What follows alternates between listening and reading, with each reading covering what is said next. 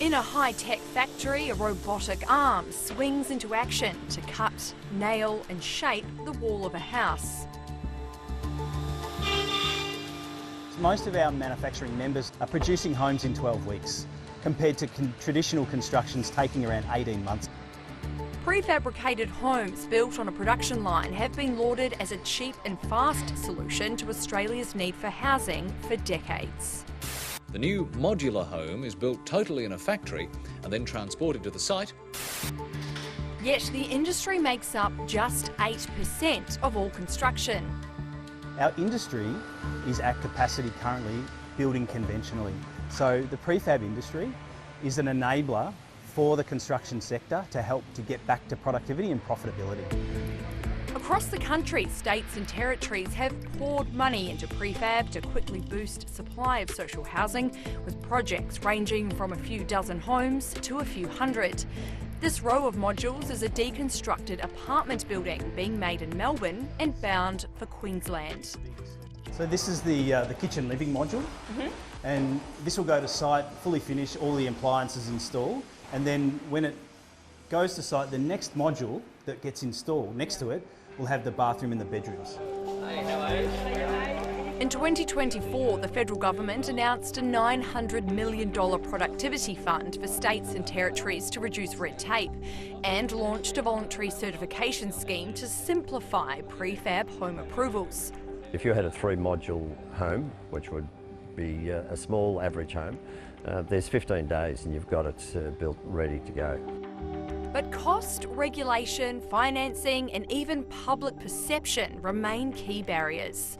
This firm in Victoria supplies regional and rural worker accommodation. In here we've got a laundry leading into the garage. The reason we've done a single garage is because you can't do a double garage in a modular build. You can't do a double? Why's that? Double garage has to be a minimum 5.5 metres wide, which once you add the walls, it's too wide to be moved on the road. There is a perception around modular building that they are a lower cost, cheaper option. So people come looking at a modular thinking that price is going to be the selling factor, but we have to build to the same standard as any building, and therefore, there is no cost saving over traditional building. Australia's Productivity Commission says the industry must grow if it's going to succeed. We've faced some particular challenges in adoption in Australia. One is scale, and because it is essentially a manufacturing process, it works better when you have large levels of throughput. The public need to come on board too. I think people are not used to thinking about prefabrication. They might not think it's as good a quality. Getting finance has also been an issue, but that's shifting, with Commonwealth Bank becoming the first of the Big Four to offer a standard contract for prefabricated homes, offering up to 80% of the total contract price before the home is on site. Given the time frame is so much shorter, actually we believe that we can actually manage that risk because we are only holding that risk for a very short period of time. All of these issues are not new. They were discussed in detail in a 150-page report for a federal government task force 51 years ago. One leading construction expert says it proves a decades-long lack of leadership. The way the National Construction Code is actually played out, it's almost a different version in every state.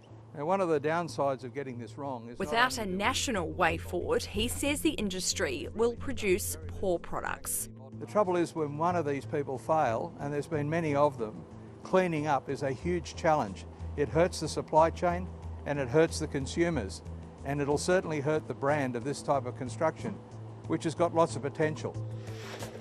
Potential that could provide a solution to Australia's housing crisis.